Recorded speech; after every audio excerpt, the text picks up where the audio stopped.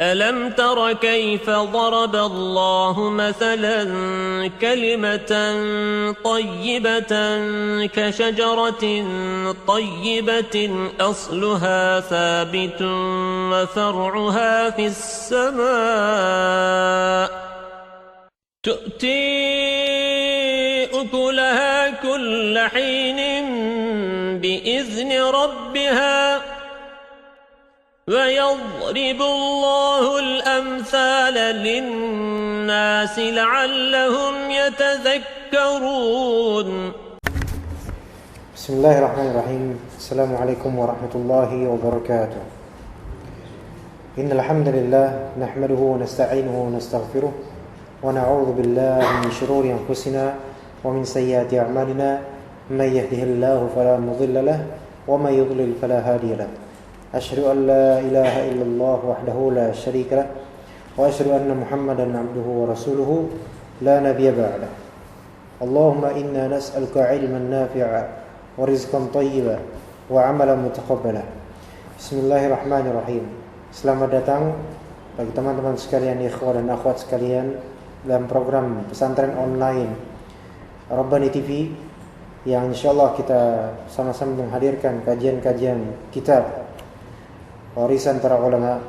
Dan di kajian kali ini kita akan memulai insyaallah kajian kitab Syarah Al-Usul min Ilmi Al-Usul karya Syekh Muhammad bin Shalih Al-Utsaimin rahimahullah.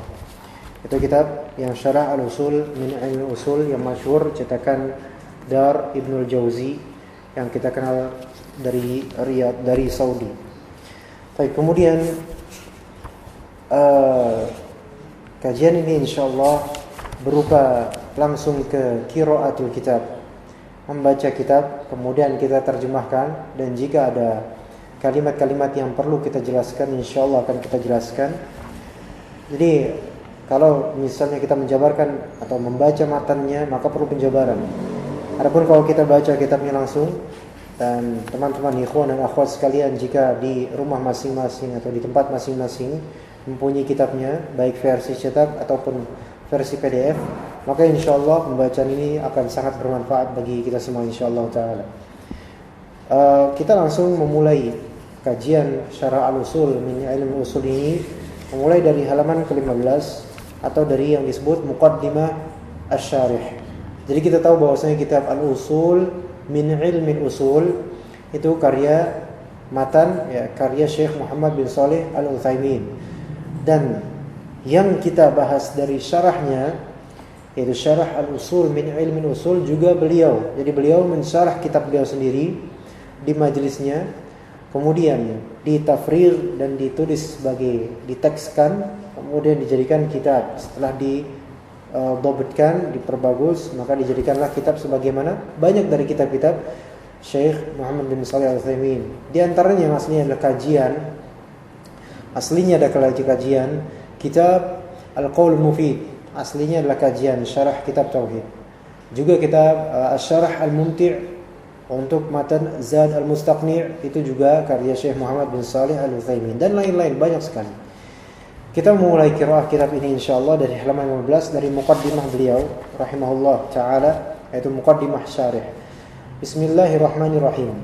Muqaddimatus syarih. Alhamdulillahi rabbil alamin. Wassalatu wassalamu ala nabiyyina Muhammadin wa ala alihi wa ashabihi ajma'in.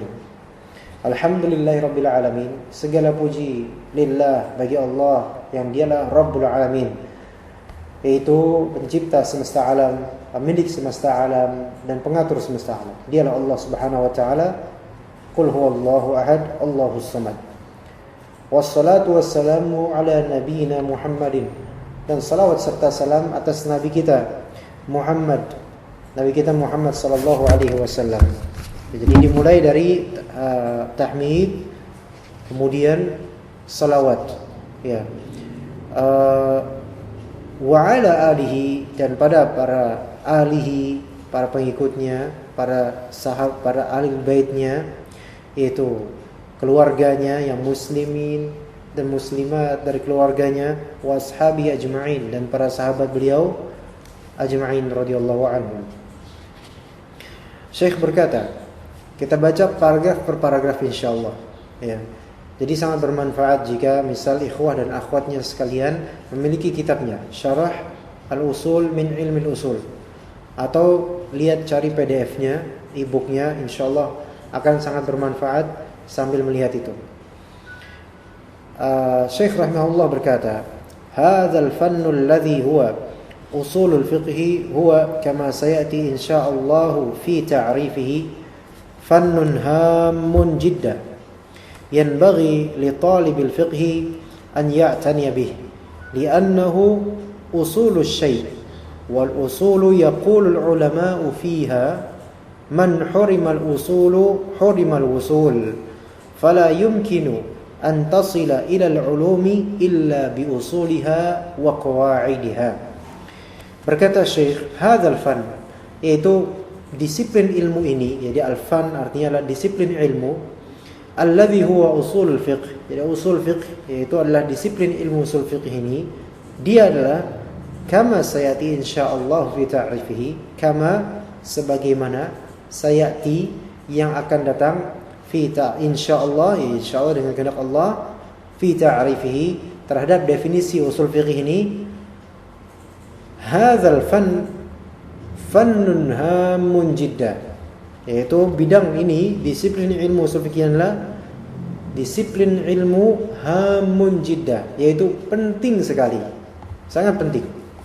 Yanbaghi li talibil fiqh, yanbaghi yaitu layak, li talibil fiqh bagi pencari ilmu fiqh, an ya'tani bihi untuk memperhatikan ilmu ini. An ya'tani bihi, i'tina yaitu memperhatikan, mengamati, mempelajari, bihi, dhamir hi di sini atau ha, itu kembali kepada fan usul fikih, bidang usul fikih. Ya, layak bagi seorang pencari ilmu fikih atau orang yang mau menjadi ustaz atau menjadi dai untuk mempelajari usul fikih terlebih dahulu. Li'annahu usul syai', karena fan usul fikih ini adalah usul syai'. Fan usul fikih adalah asas dari sesuatu, asas dari sesuatu. Wal usulu yaqul ulama'u fiha, ya, ilmu usul, ilmu asas, ilmu dasar, ilmu alat, para ulama berkata tentang ilmu usul.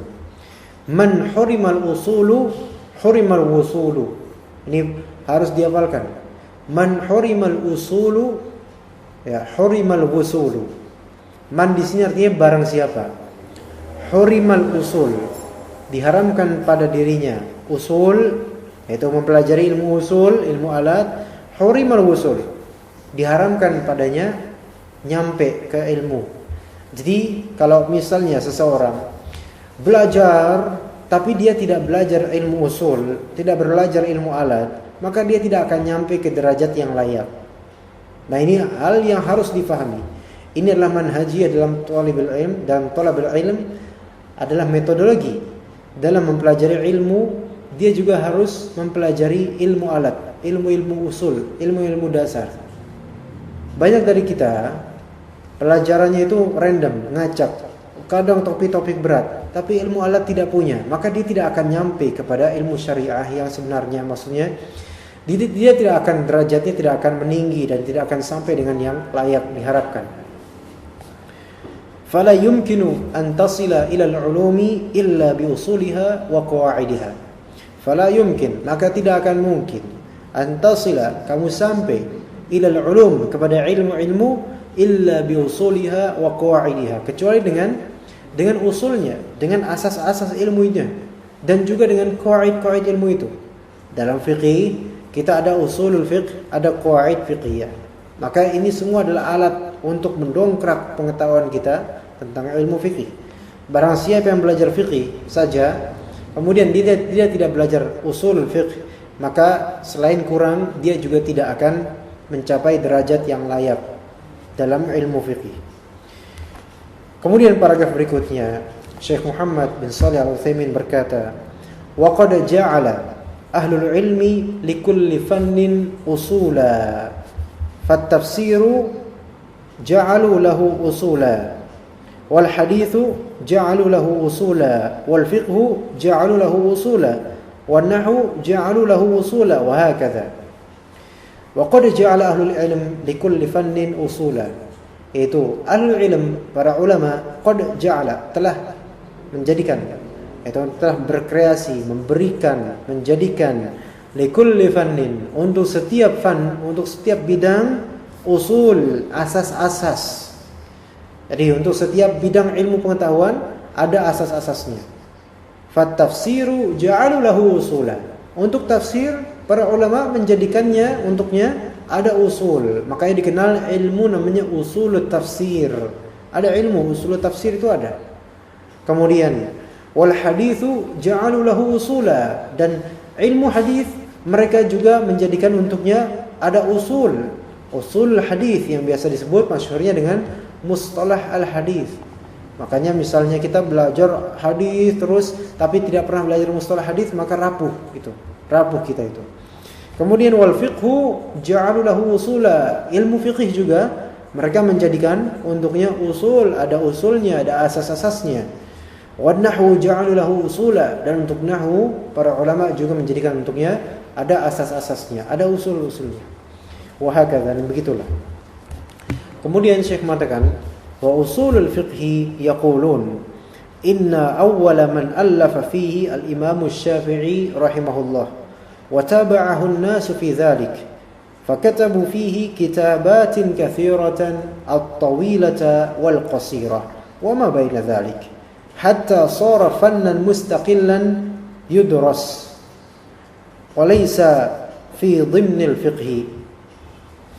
Usul fiqih, ya, mereka mengatakan, ya, dikatakan oleh para ulama, inna awwala man allafa fihi al-Imam Asy-Syafi'i.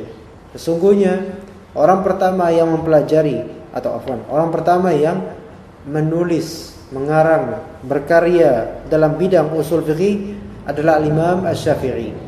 Wa tabi'ahu an-nasu 'ala dzalik. Dan orang-orang pun kemudian, yaitu para ulama, mengikuti beliau atas dasar itu, yaitu menjadi suatu disiplin ilmu. Fakatabu fihi kitabatin katsira. Maka mereka pun, ya, para ulama, mereka pun menulis dan berkarya dengan tulisan-tulisan yang teramat banyak. At-tawilata wal qasira, dari yang panjang maupun yang pendek. Jadi karya-karya dalam ilmu usul fiqih itu ada yang panjang, ada yang pendek. Wa ma baina dzalik, dan juga ada yang di tengah-tengah, antara yang panjang dengan yang pendek, ada yang menengah. Hatta shara fannan mustaqillan yudras, sampai kemudian usul al-fiqh menjadi suatu disiplin ilmu yang mustaqil, yaitu yang independen, yang terpisah dari disiplin ilmu lainnya, yang dipelajari. Jadi dia independen dan juga dipelajari. Walaysa fi dhimnil fiqh, dan usul fikih itu bukan di dalam kandungan ilmu fikih itu sendiri, bukan, melainkan dia menyendiri. Usulul fiqh ada, ilmu fikih ada. Tetapi usulul fiqh dengan fikih itu sangat berkaitan, merupakan kerukunan untuk bisa menggapai ilmu fikih. Ya, jadi nanti insyaallah ketika kita belajar usul fikih ini dengan qiraah kitab Syarah al-Usul min Ilmi Usul, kita akan menemukan banyak sekali cabang-cabang fikih, permisalan-permisalan dan contoh-contoh dalam fikih yang akan kita bahas insyaallah taala.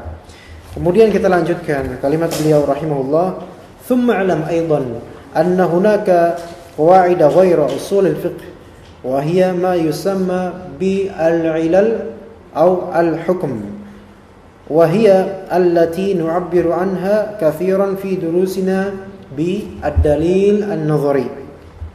وهي أيضا من الأمور التي يستحسن أن يتتبعها الإنسان في كتب الفقه ويجمعها، فإذا تتبعها في كتب الفقه وجمعها حصل منها فوائد كثيرة وصارت هي بنفسها قواعد. طيب, di sini ثم علم, kemudian ketahuilah wahai talibul ilm, wahai talibul ilm, ketahuilah juga wahai talibul ilm, anna hunaka qawaida ghaira usul fiqh, bahwasanya ada di sana yang namanya kaidah-kaidah yang bukanlah termasuk usul fiqh, di luar usul fiqh. Wa hiya ma yusamma bil ilal awil hukm. Itu yang disebut sebagai ilal awil hukm. Jadi al-ilal atau al-hukm dalam masalah fiqhiyah. Wa hiya allati nu'abbiru anha katsiran fi durusina bi ad-dalil an-nadhiri. Dan itu yang kita akan mengungkapkan, mentakbirkan, memberikan convey, yaitu mengungkapkan lafal tersebut sering-sering di kajian-kajian kita ini dengan yang disebut ad-dalil an-nadhari. Ad-dalil an-nadhari, yaitu dalil yang hasil dari pertimbangan dan tinjauan pandangan. Ya, an-nadhar as-sahih misalnya nanti insyaallah akan ada. Jadi nanti akan ada beberapa istilah yang perlu kita jelaskan yang ada di kitab ini dan penting untuk dijelaskan insyaallah taala. Wa hiya aidan min al-umur allati yustahsanu an yatatabba'aha al-insanu fi kutubil fiqh wa yajma'uha. Dan ilmu ini, yaitu qawaid ini, kaidah-kaidah yang disebut ilal ini, itu juga termasuk dari perkara-perkara yang sangat baik untuk benar-benar diikuti oleh seorang manusia, yaitu seorang talib benar-benar mengikutinya, membuka kitab, mencatut faedah-faedah dari kitab-kitab fikih dan mengumpulkan ilal, yaitu mengumpulkan illat, sebab-sebab adanya hukum. Apa sebabnya? Kenapa hukumnya begini? Taib dalilnya bukan dari dalil Al-Quran dan As-Sunnah, tetapi ada sebab mengapa ulama Al-Imam Asy-Syafi'i mengatakan begini, apa sebabnya, illatnya apa. Kemudian Al-Imam An-Nawawi misalnya mengatakan hukumnya melakukan perbuatan ini adalah haram misal, apa illatnya. Nah, ini mengumpulkan hal-hal semacam ini itu juga bermanfaat bagi talibul ilmi.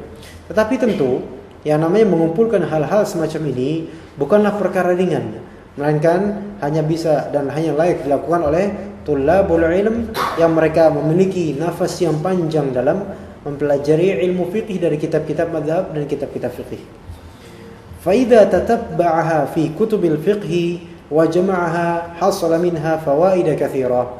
Dan idza tatabba'aha, jika seorang talib mengikuti, mengupdate terus dalam kitab fiqh qaidah-qaidah dan illat-illat dan dia mengumpulkannya, maka dia hasala minha fawaid katsira. Dia akan mendapatkan darinya faedah-faedah yang banyak. Jadi jangan dikira bahwasanya ketika ada kitab fikih, banyak kitab fikih di dunia ini, banyak kitab fikih. Dalam 4 mazhab itu banyak sekali kitab fikihnya. Kalau misal kita perhatikan kitab-kitab fikih yang tebal misalnya, yang jauh lebih tebal dari ini, misalnya kitab fikih tersebut ada 5 jilid tebal ini. Coba dibaca dan dibaca setiap halaman, kemudian dikumpulkan di sana dalil-dalil. Kan banyak kalam ulama di sana. Misalnya kitab apa? Kitab misal Mughni al-Muhtaj dalam fikih Syafi'i karya Asy-Syarbini rahimahullah. Kemudian kita kumpulkan mengapa beliau yaitu Asy-Syarbini dalam fikih Syafi'i mengatakan ini hukumnya makruh. Apa sebabnya gitu. Apa illatnya? Kaidah apa yang digunakan? Nah, maka itu akan menanam benar-benar malakah fiqhiyah bagi seorang talibul ilm insyaallah taala. Wa sarat hiya bi nafsiha qawaid, maka menjadilah setelah itu ada menjadi qaidah. Jadi mengumpulkan kaidah dari kitab-kitab insyaallah taala.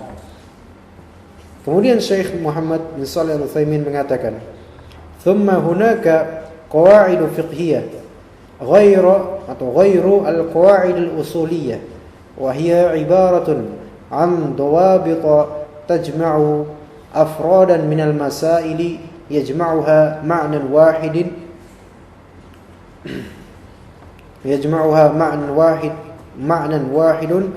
ترد إليه مثل قواعد ابن Rajab. Dikatakan thumma hunaka, kemudian di sana ada yang disebut sebagai qawaid fiqhiyah. Dan qawaid fiqhiyah ini ghairul qawaid al-usuliyah, bukanlah qawaid usuliyah. Jadi ada namanya qawaid usuliyah, ada yang namanya qawaid fiqhiyah. Nah, qawaid usuliyah lebih berkaitan dengan usul al-fiqh. Adapun qawaid fiqhiyah, nah itu lebih berkaitan dengan masalah-masalah kefikihnya.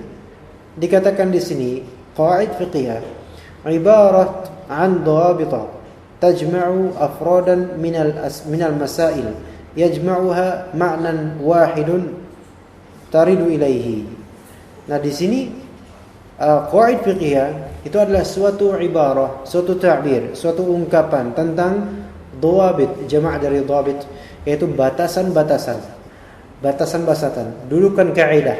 Ya, qawaid fiqhiyah itu adalah batasan-batasan kalimat, ya, 5 kalimat yang dari batasan tersebut mengumpulkan afradan minal masail, mengumpulkan poin-poin permasalahan, ya, dan yajma'uha ma'nan wahidun taridu ilaihi, yang kalimat tersebut ada satu makna, baik, menjadi satu kaidah, namanya kaidah fiqhiyah.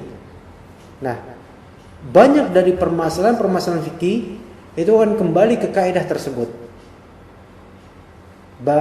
Dalam permasalahan fikih banyak dari furu'nya, cabangnya yang akan kembali ke kaidah tersebut. Kalau misal kita membahas tentang kaidah fiqhiyah, ada yang namanya, contoh saja, al-umuru bimaqasidiha. Al-umuru bimaqasidiha. Perkara-perkara itu tergantung dengan maksudnya. Apa maksudnya? Niatnya apa? Tujuannya apa?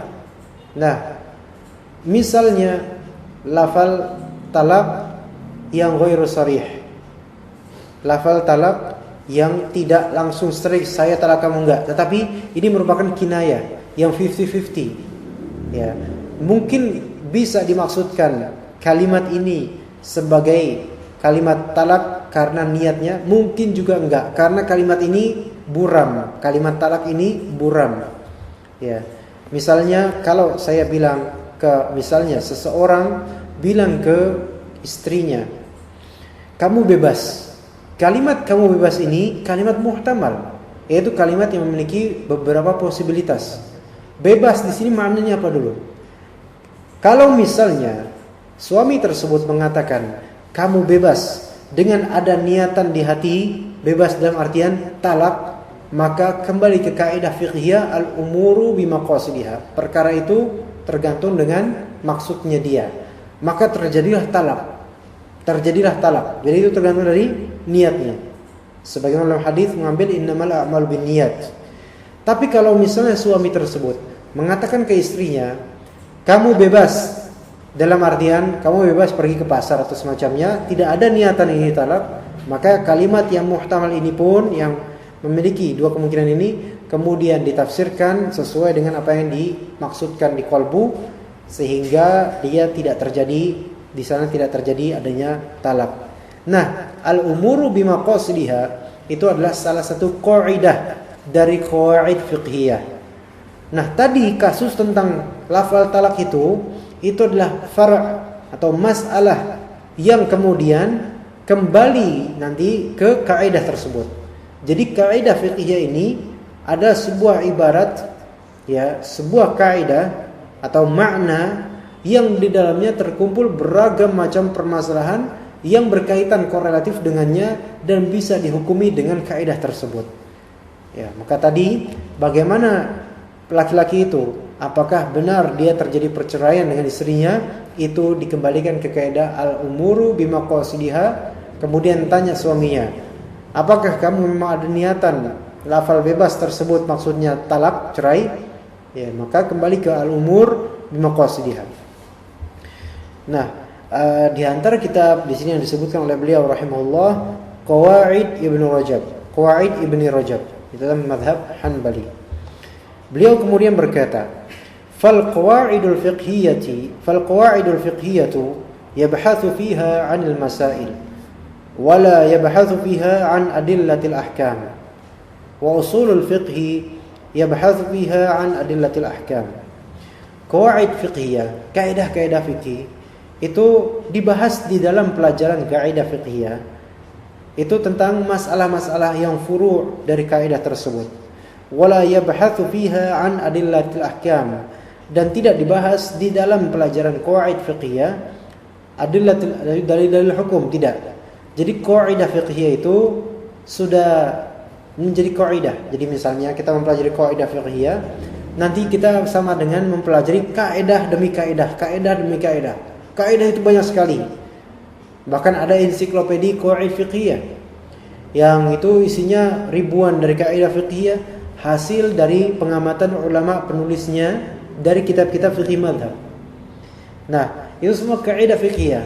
Dari kaidah fiqhiyah tersebut akan dibahas darinya, bertelur darinya itu beragam masalah dalam fikih, yaitu masalah-masalah praktis, ya masalah-masalah fikih, dan tidak membahas tentang hukumnya, melainkan membahas tentang masalah-masalah cabang dari kaidah tersebut. Seperti tadi ada kaidah al-umuru bimaqasidiha. Cabangnya apa? Cabangnya diantaranya masalah talak tadi, lafal talak yang muhtamal, yang ada mengandung posibilitas cerai atau tidak. Nah, itu kembali ke al-umur bimaqasidiha. Jadi al-qawaid al-fiqhiyah itu membahas tentang masalah-masalah, bukan tentang dalil hukum. Adapun kalau usulul fiqh, bedanya usul fiqh dan qawaid fiqhiyah.